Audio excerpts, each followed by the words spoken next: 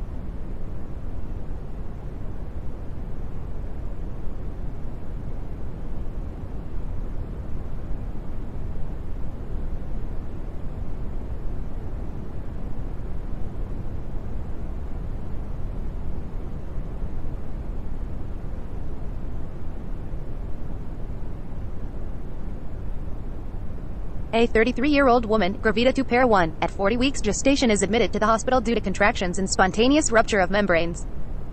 1. Cephalopelvic disproportion. The second stage. The duration of the second stage is affected by. The second stage of labor begins when the cervix is 10 centimeters dilated and ends with fetal delivery. The duration of the second stage is affected by parity and use of neuraxial anesthesia.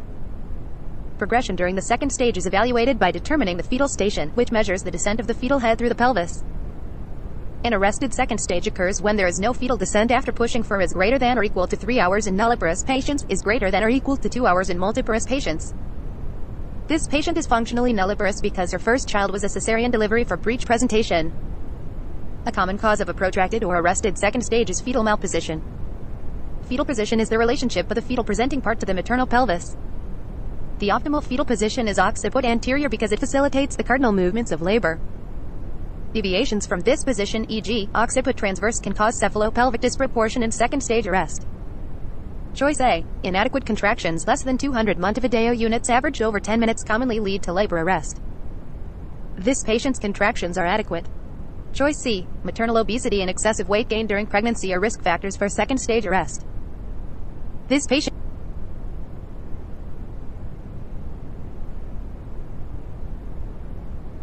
A 13-year-old girl is brought to the office for evaluation of acne. She began to develop acne over her forehead and chin 4 months ago. She used over-the-counter topical salicylic acid, but the acne did not improve. Now, the patient has painful acne over her face and upper chest. She participates in a soccer league after school, and her mother feels that her exercise regimen is too strenuous and stressful and contributes to her acne. The patient has no medical conditions and has had no surgeries. She has not had a menstrual period. The girl has grown 10.1 centimeters 4 in the last year. Her height and weight are at the 70th percentile for age. Vital signs are normal. Nodular cystic acne is present across the face and upper chest. There is no breast bud development. The abdomen is non-tender and has no palpable masses. External pelvic examination shows the clitoris protruding from the clitoral hood and bilateral masses in the labia majora. Which of the following is the most likely diagnosis in this patient?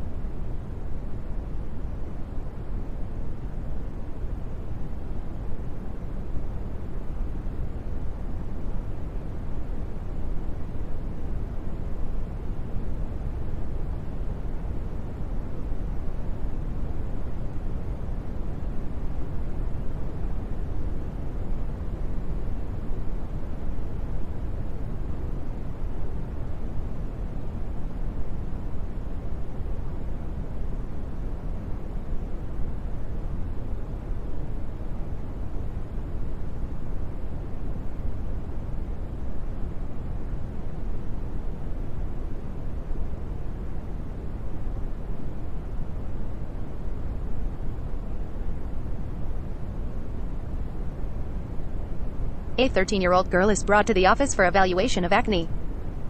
Nodular cystic acne is present across the 5-alpha reductase deficiency. Pathogenesis.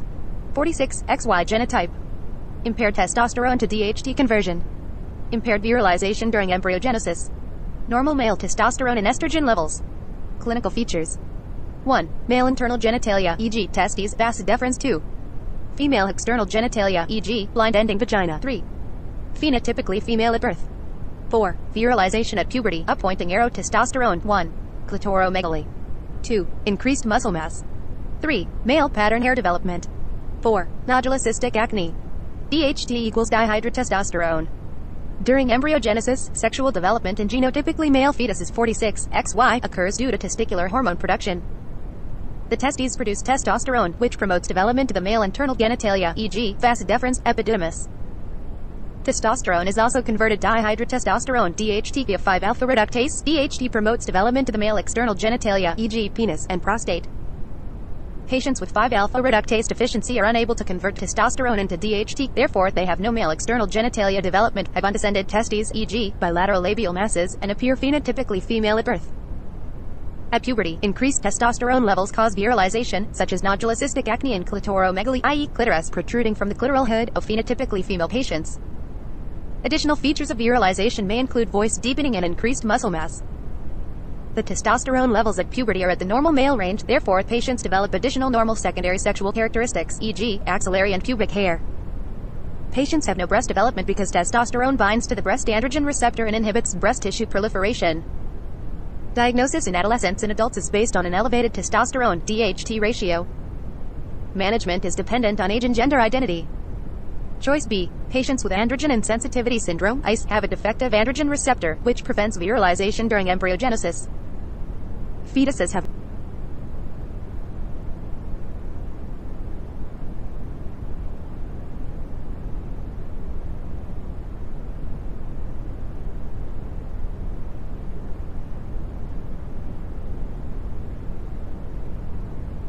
A 56-year-old woman comes to the office with her daughter to discuss knee pain, which has been ongoing for several years.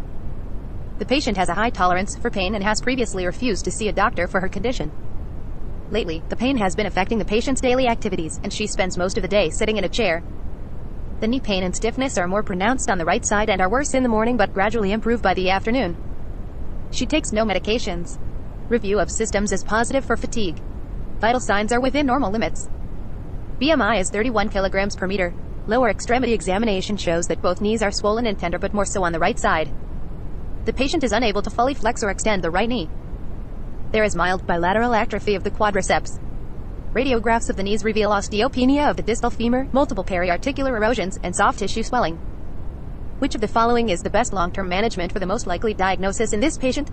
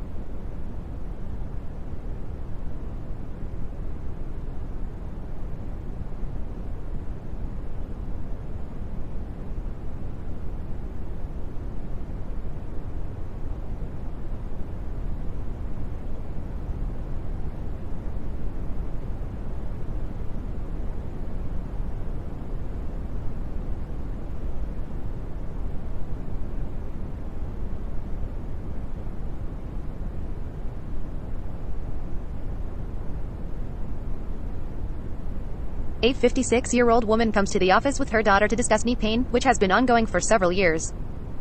Rheumatoid arthritis. 2. Hip joint. Morning stiffness. Systemic symptoms. Examination. X-ray. 1. Periarticular erosion. OA.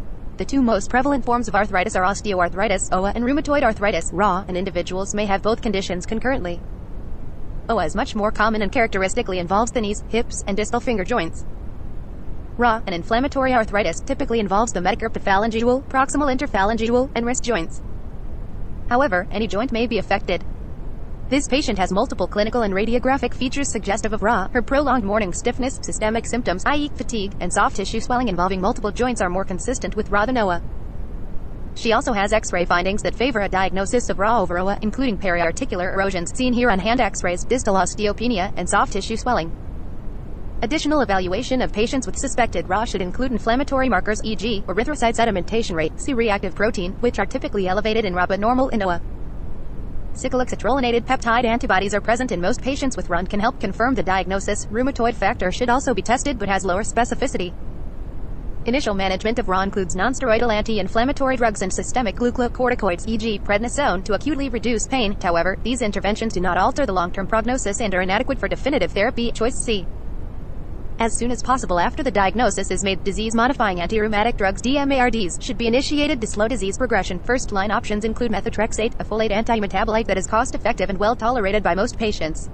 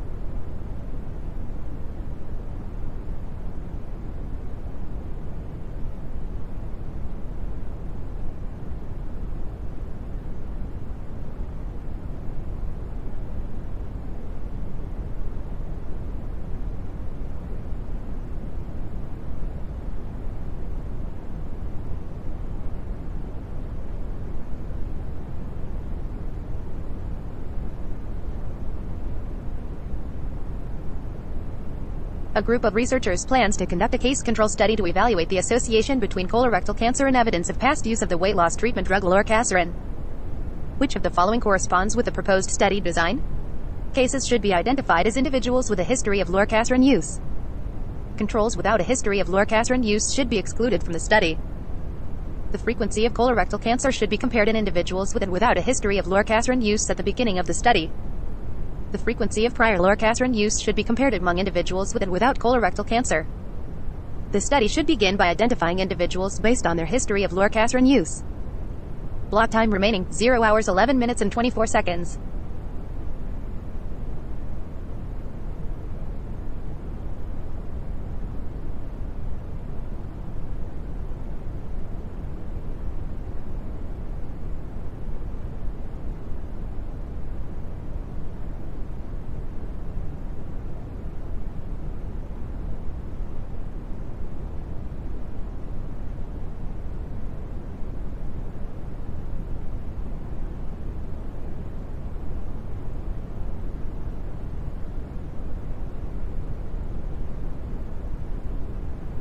A 53-year-old man comes to the physician complaining of increased urinary frequency for the past 4 weeks. He has no burning with urination, urgency, or difficulty initiating urination. He wakes up several times at night to urinate. His mouth feels dry all the time and he drinks fluids almost every hour to alleviate his thirst. The patient's medications include hydrochlorothiazide and amlodipine for hypertension. His sister was diagnosed with diabetes mellitus at a young age. His blood pressure is 120/76 of a millimeter Hg, pulse is 85 per minute, and respirations are 15 per minute. He is afebrile. His body mass index is 32 kilograms per meter. Laboratory results are as follows. Blood glucose 93 milligrams per deciliter. Serum sodium 150 MEq/L, serum potassium 4.1 MEq/L, bicarbonate 24 MEq/L, blood urea nitrogen 21 milligrams per deciliter. Serum creatinine 1.1 milligrams per deciliter. Serum uric acid 10.1 milligrams per deciliter. Serum osmolality 314 mosm per kilogram. Urine osmolality 124 mosm per kilogram. Which of the following is most consistent with this patient's findings? Benign prostatic hyperplasia, diabetes insipidus, glucose diuresis, hydrochlorothiazide side effect, primary polydipsia, renal tubular acidosis, syndrome of inappropriate antidiuretic hormone, urea diuresis. Block time remaining, 0 hours.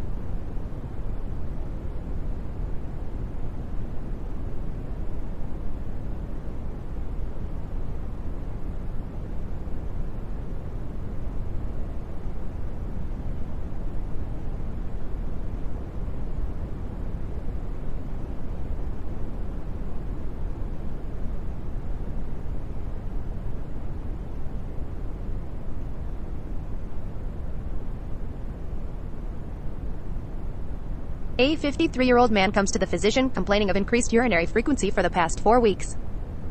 Primary polydipsia. ADH resistance in kidney. 4. Ischemic encephalopathy.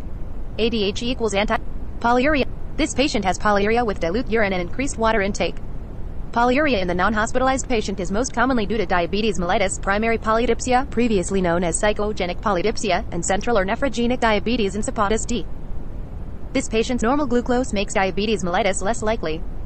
Primary polydipsia is due to increased water intake that leads to a dilute urine osmolality less than 1/2 plasma osmolality, and hyponatremia, a sodium less than 137 MEq/L. Serum not greater than 145 MEq/L with dilute urine excludes primary polydipsia and suggests D in this patient. Choice E. D can be central or nephrogenic. Central D is due to decreased antidiuretic hormone ADH secretion from the pituitary. Nephrogenic D has normal ADH levels with varying degrees of renal ADH resistance. The decreased ADH action in both types of D leads to decreased renal water reabsorption and water loss with polyuria. This results in dilute urine and hypernatremia. Central D usually has significant hypernatremia greater than 150 MEq/L due to impaired thirst mechanism. Patients with nephrogenic D usually have an intact thirst mechanism and adequate water intake. They usually compensate for renal water loss and may have a normal sodium level. Choice A.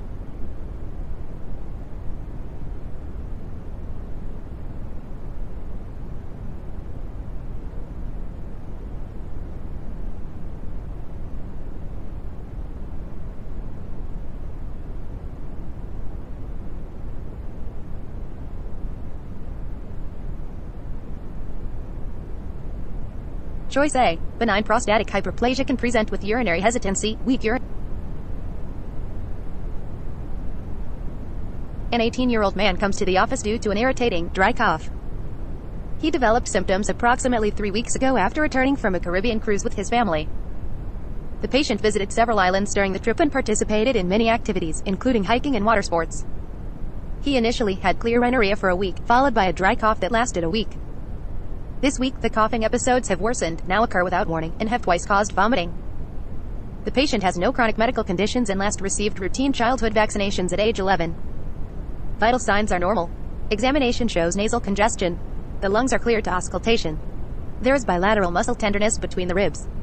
The lymph nodes and spleen are not enlarged. Which of the following risk factors is most associated with this patient's diagnosis? Exposure to exotic bird species. Poorly maintained air conditioning systems. Swimming in contaminated water. Unprotected sexual activity. Waning acquired immunity. Block time remaining 0 hours 8 minutes and 21 seconds.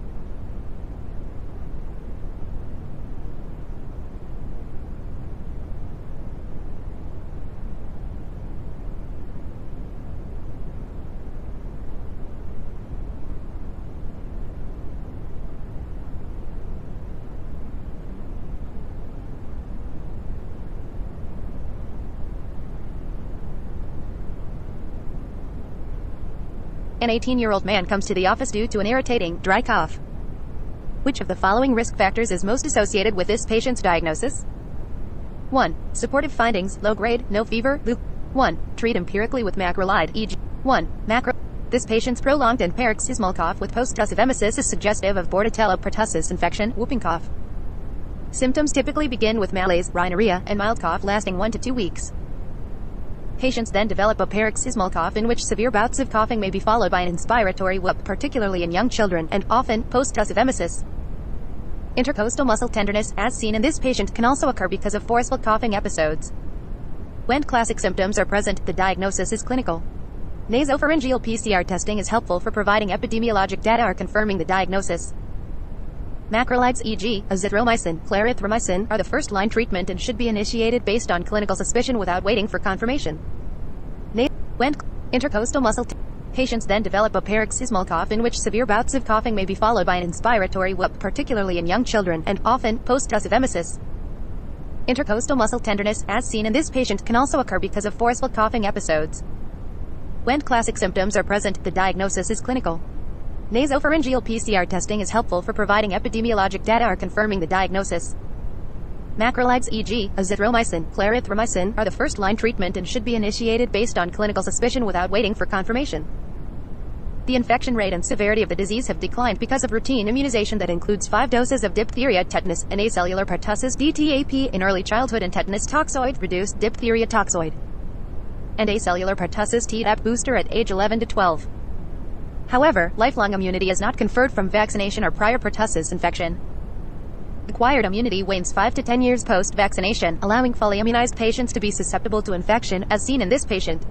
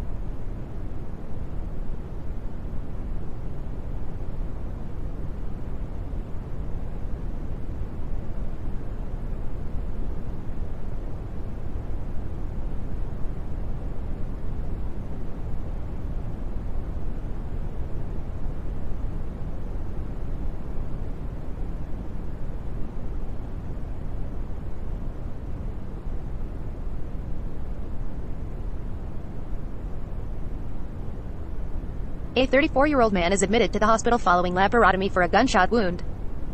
He received 5 units of packed red blood cells during surgery. Prophylactic perioperative ampicillin, sulbactam, was given, and the patient performed intensive spirometry. On postoperative day 6, he develops a fever of 38.7 C, 101.7 F. Blood pressure is 120/76 of a millimeter Hg, pulse is 97 per minute, and respirations are 14 per minute. On examination, the patient is alert and in no acute distress. The oropharynx is clear. Cardiopulmonary examination is normal. The abdomen is soft and non-tender, and there is no discharge from the wound. He has a right internal jugular triple lumen catheter and a Foley catheter in place. The extremities have no swelling or erythema. 2 days later, blood cultures of samples taken from the triple lumen catheter and a peripheral site grow coagulase negative Staphylococcus in 4 of 4 bottles. What is the most likely cause of this patient's current condition? Blood culture contamination during collection. Catheter-related bloodstream infection. Foley catheter-related urinary tract infection. Hospital-acquired pneumonia. Surgical site infection. Transfusion-transmitted bacteremia. Block time remaining, 0 hours 6 minutes and 49 seconds.